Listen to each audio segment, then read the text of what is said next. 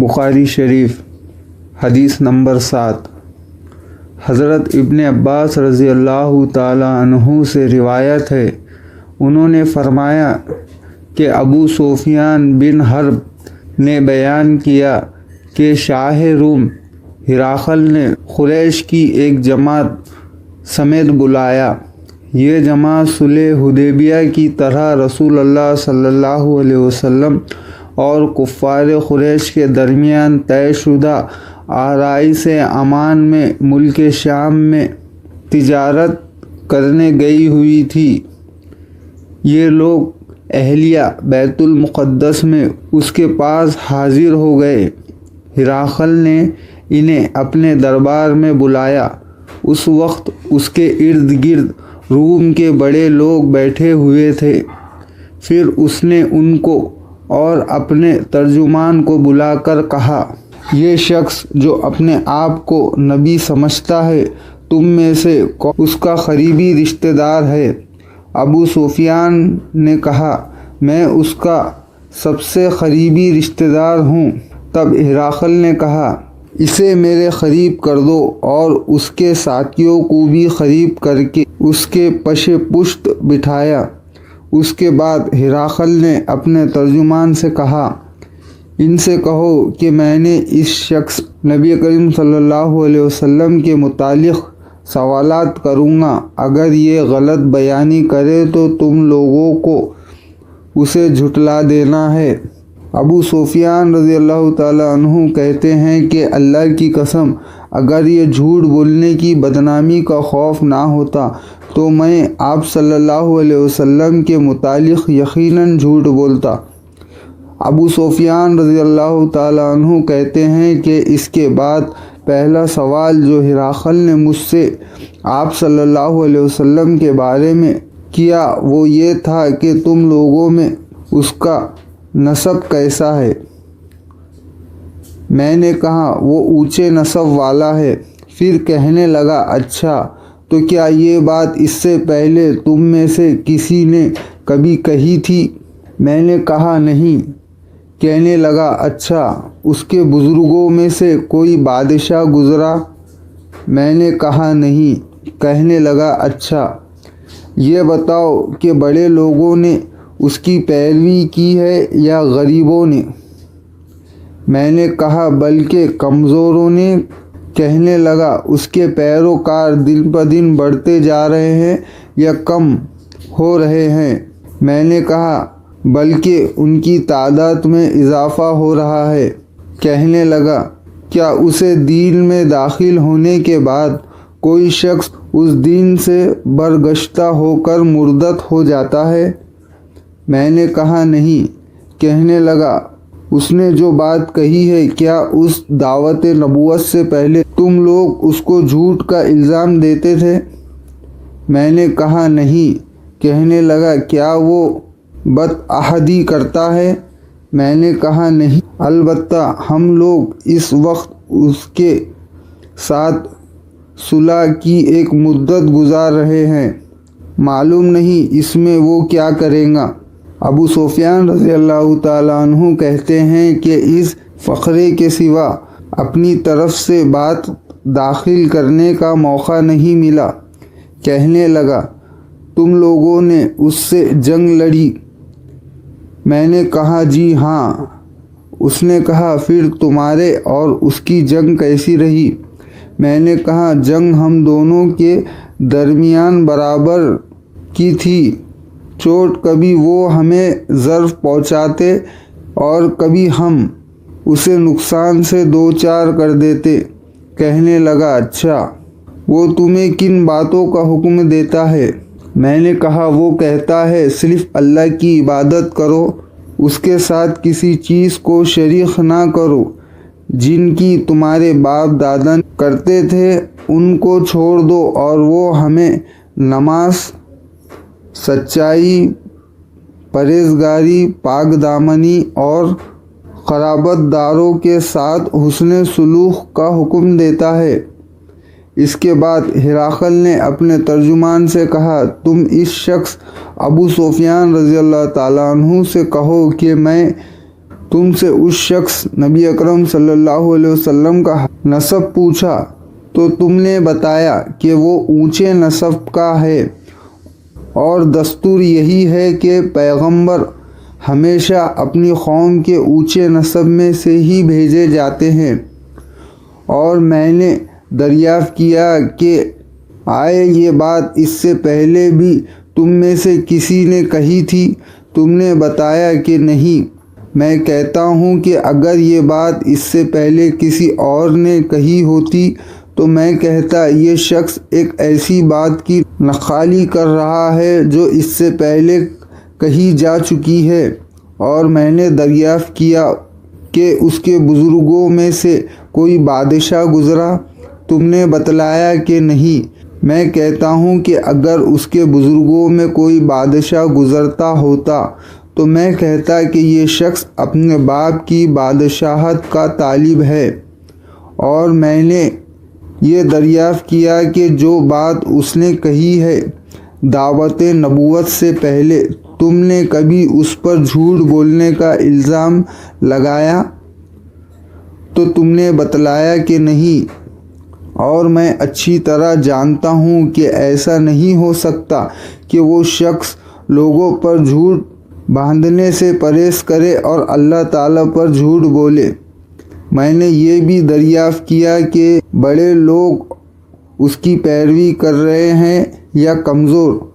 تو تم نے بتلایا کہ ناتوان لوگوں نے اس کی پیروی کی ہے، اور حقیقت یہی ہے کہ اس قسم کے لوگ ہی پیغمبروں کی پیروکار ہوتے ہیں۔ میں نے پوچھا کہ وہ بڑھ رہے ہیں یا کم ہو رہے ہیں؟ تو تم نے بتلایا کہ ان کی تعداد میں مسلسل اضافہ ہو رہا ہے، اور در حقیقت ایمان کی یہی حال ہوتا ہے تاکہ وہ پائے تکمیل تک پہنچ جاتا ہے۔ پھر میں نے پوچھا کہ اس دین میں داخل ہونے کے بعد کوئی شخص متنفر ہو کر مردود بھی ہوتا ہے؟ تو تم نے بتلایا کہ نہیں۔ اور ایمان کا یہی حال ہوتا ہے کہ اس کی چاشنی جب دل میں سما جاتی ہے تو پھر نکلتی نہیں۔ اور میں نے دریافت کیا کہ وہ عہدہ شکنی بھی کرتا ہے؟ تو تم نے بتلایا کہ نہیں۔ اور رسول ایسے ہی ہوتے ہیں، وہ دھوکہ نہیں کرتے۔ میں نے یہ بھی پوچھا کہ وہ تمہیں کن باتوں کا حکم دیتا ہے؟ تو تم نے بتلایا کہ وہ اللہ کی عبادت کرنے اور اس کے ساتھ کوئی شریک نہ ٹھہرانے کا حکم دیتا ہے، تمہیں بت پرستی سے منع کرتا ہے، اور تمہیں نماز، سچائی اور پرہیزگاری و پاک دامنی اختیار کرنے کے متعلق کہتا ہے۔ تو جو کچھ تم نے بتلایا ہے اگر وہ صحیح ہے تو یہ شخص بہت جلد اس جگہ کا مالک ہو جائے گا جہاں میرے یہ دونوں قدم ہیں۔ میں جانتا تھا کہ یہ نبی آنے والے ہیں، لیکن میرا یہ خیال نہ تھا کہ وہ تم میں سے ہوں گے۔ اگر مجھے یقین ہوتا اس کے پاس پہنچ سکوں تو اس سے ملاقات کی ضرور عزمت اٹھاتا۔ اگر میں اس کے پاس مدینے میں ہوتا تو ضرور اس کے پیر دھوتا۔ اس کے بعد ہرقل نے رسول اللہ صلی اللہ علیہ وسلم کا وہ خط منگوایا جو آپ نے داحیہ قلبی رضی اللہ تعالی عنہ کے ذریعے حاکم بصرہ کے پاس بھیجا تھا، اور اس نے وہ خط ہرقل کو پہنچا دیا تھا۔ ہرقل نے اسے پڑھا۔ اس میں یہ لکھا تھا: شروع اللہ کے نام سے جو بڑا مہربان نہایت رحم کرنے والا ہے۔ اللہ کے بندے اور اس کے رسول محمد صلی اللہ علیہ وسلم کی طرف سے ہرقل بادشاہ روم کے نام، اس شخص پر سلام جو ہدایت کی پیروی کرے۔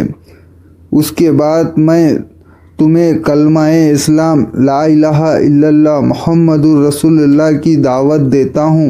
مسلمان ہو جاؤ، تم محفوظ رہو گے، اللہ تعالیٰ تمہیں دوہرا اجر دے گا۔ پھر اگر تم یہ بات نہ مانو تو تیری رعایا کا گناہ بھی تجھ پر ہوگا۔ اے اہل کتاب، ایک ایسی ہی بات کی طرف آ جاؤ جو ہمارے اور تمہارے درمیان یکساں ہے۔ ہم اللہ کے علاوہ کسی اور کی عبادت نہ کریں اور اس کے ساتھ کسی کو شریک نہ کریں، اور ہم میں سے کوئی اللہ کے علاوہ ایک دوسرے کو اپنا کارساز نہ سمجھے۔ پاس اگر یہ لوگ اعراض کریں تو صاف کہہ دو کہ گناہ ہو رہا ہے کہ گواہ رہو، تم تو فرما بردار ہیں۔ ابو سفیان رضی اللہ تعالیٰ عنہ نے کہا، ہرقل جو کہنا چاہتا تھا کہہ چکا، اور خط پڑھ کر فارغ ہوا تو وہاں آوازیں بلند ہوئی اور بہت شور مچا اور ہم باہر نکال دیے گئے۔ میں نے باہر آ کر اپنے ساتھیوں سے کہا، ابو قبشہ کے بیٹے کا معاملہ بڑا زور پکڑ گیا، اس سے تو رومیوں کا بادشاہ بھی ڈرتا ہے۔ اس روز کے بعد مجھے برابر یقین رہا کہ رسول اللہ صلی اللہ علیہ وسلم کا دین غالب آ کر رہے گا، یہاں تک کہ اللہ تعالیٰ نے میرے اندر اسلام جاگزین کر دیا۔ ابن نطور جو ایلیا کے گورنر ہرقل کا مصاحب اور شام کے عیسائیوں کا پادری تھا، بیان کرتا ہے کہ ہرقل جب اہلیہ بیت المقدس آیا تو ایک روز صبح کے وقت رنجیدہ خاطر بیدار ہوا اور اس کے کچھ محاسب کہنے لگے، ہم دیکھتے ہیں کہ آپ کی طبیعت کچھ بجھی بجھی سی ہے۔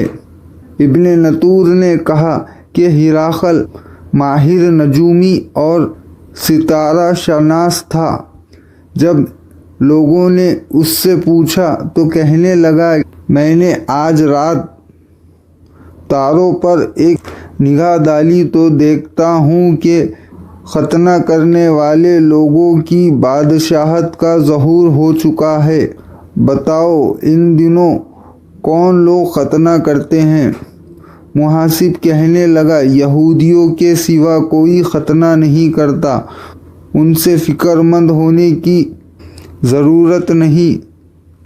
آپ اپنے اہل علاقہ کو پروانہ بھیج دینا، وہاں کے تمام یہودیوں کو مار ڈالیں۔ اس گفتگو کے دوران ہی ہرقل نے سامنے ایک شخص پیش کیا گیا جسے شاہ غسان نے بھیجا تھا، اور وہ رسول اللہ صلی اللہ علیہ وسلم کا حال بیان کرتا تھا۔ جب ہرقل نے اس سے تمام معاملات حاصل کر لیا تو کہنے لگا کہ اسے لے جاؤ اور دیکھو اس کی ختنہ ہوئی ہے یا نہیں۔ لوگوں نے اسے دیکھا اور ہرقل کو بتلایا کہ اس کی ختنہ ہوئی ہے۔ ہرقل نے اسے دریافت کیا کہ عرب ختنہ کرتے ہیں؟ اس نے کہا، ہاں وہ ختنہ کرتے ہیں۔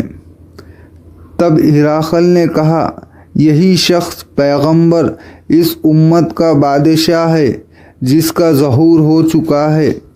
پھر ہرقل نے اپنے علم میں ہم پلہ ایک دوست کو رومیہ میں خط لکھا اور خود حمص روانہ ہو گیا۔ ابھی حمص نہیں پہنچا تھا کہ اسے اپنے دوست کا جواب موصول ہو گیا۔ اس کی رائے بھی رسول اللہ صلی اللہ علیہ وسلم کے ظاہر ہونے میں ہرقل کے موافق تھی کہ آپ نبی بار حق ہے۔ آخر حمص پہنچ کر اس نے روم کے سرداروں کو اپنے محل آنے کی دعوت دی۔ جب وہ آ گئے تو اس نے حکم دے کر دروازہ بند کروا دیا، پھر بالا خانہ سے انہیں دیکھا اور کہنے لگا، روم کے لوگوں، اگر تم اپنے کامیابی، بھلائی اور بادشاہت پر قائم رہنا چاہتے ہو تو اس پیغمبر کی بیعت کر لو، یہ اہل حق ہے۔ سنتے ہی وہ لوگ جنگلی گدھوں کی طرح دروازے کی طرف دوڑے۔ دیکھا تو وہ بند تھا۔